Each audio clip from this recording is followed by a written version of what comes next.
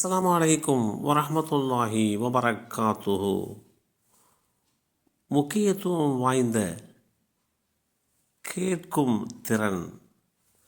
அல்லாஹுடைய தூதர் ஸல்லல்லாஹு அலைஹி வஸல்லம் அவர்கள் கூறினார்கள், இறந்தவரை மண்ணறைக்குள் வைத்து அடக்கம் செய்துவிட்டு மக்கள் திரும்பிச் செல்லும்போது அவர்களின் காலணி ஓசையை இறந்தவர் செவியேற்பார். இந்த செய்தி அனஸ் பின் மாலிக் ரலியல்லாஹு அன்ஹு அவர்கள் மூலமாக அறிவிக்கப்பட்டு ஸஹீஹ் முஸ்லிமில் 5506 என்ற எண்ணிலே பதிவு செய்யப்பட்டிருக்கிறது. மரணித்த பின்னர் அவர் மண்ணறையிலே அடக்கம் செய்யப்பட்டதற்கு பின்பாகவும் அவருடைய செவித்திறன் தெளிவாக இருக்கும் என்று இந்த செய்தி தெளிவுபடுத்துகிறது. மனிதனுடைய புலனுறுப்புகளில் மிக அவசியமானது எது என்று கேட்டால், சிலர் கண் என்று சொல்வார்கள். கண்கள் உண்மையிலே மிக அவசியமானவைதான். இருந்த போதிலும் கண்களை விடவும் மிக மிக முக்கியத்துவம் வாய்ந்த ஒரு உறுப்பு நம்முடைய செவித்திறன், கேட்கும் ஆற்றல். மனிதனுடைய கேட்கும் ஆற்றலை விட, மனிதனுடைய பார்வை புலனை விட கேட்கும் ஆற்றலே மிக முக்கியமானது. அதனுடைய செயல்பாடுகள் பார்வை திறனை விட பல மடங்கு தெளிவானது என்று அறிவியல் ஆய்வுகள் தெளிவுபடுத்தி காட்டுகின்றன. பார்வையை விட கேட்கும் திறன் ஒரு மனிதனுக்கு மிக முக்கியம் என்று அந்த ஆய்வுகள் தெளிவுபடுத்துகிறது. எந்த அளவு என்றால், ஒரு பேராசிரியர் தான் செவிடனாக இருப்பதை விட குருடனாக இருப்பதையே விரும்புகிறார் என்று தன்னுடைய விருப்பத்தை தெளிவுபடுத்தி காட்டியிருக்கிறார். அந்த அளவு செவிப்புலன் மிக முக்கியமான ஒன்றாகும். பார்வை இழந்த ஒருவரால் நன்றாக பேச முடியும்.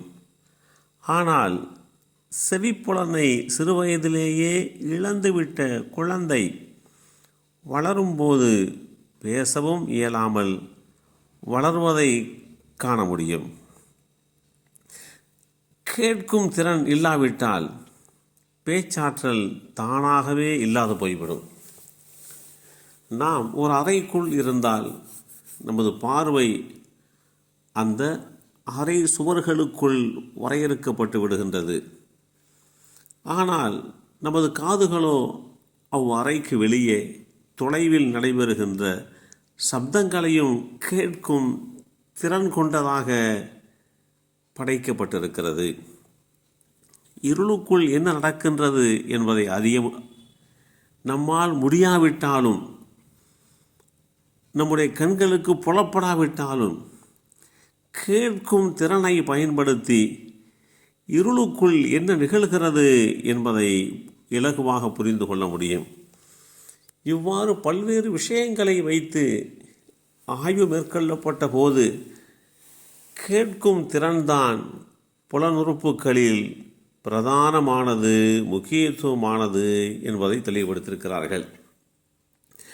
ஏனைய உறுப்புகளை விட கேட்கும் திறன்தான் பிரதானமானது என்பதை ஆய்வாளர்கள் கடந்த காலங்களில் கூறுவதற்கு 1400 ஆண்டுகளுக்கு முன்பே வேதமறை குர்ஆனும் அல்லாஹுடைய தூதர் ஸல்லல்லாஹு அலைஹி வஸல்லம் அவர்களுடைய அந்த வழிகாட்டு முறையும் கேட்கும் திறனுக்கு உண்டான முக்கியத்துவத்தை தெளிவுபடுத்தி காட்டுகிறது.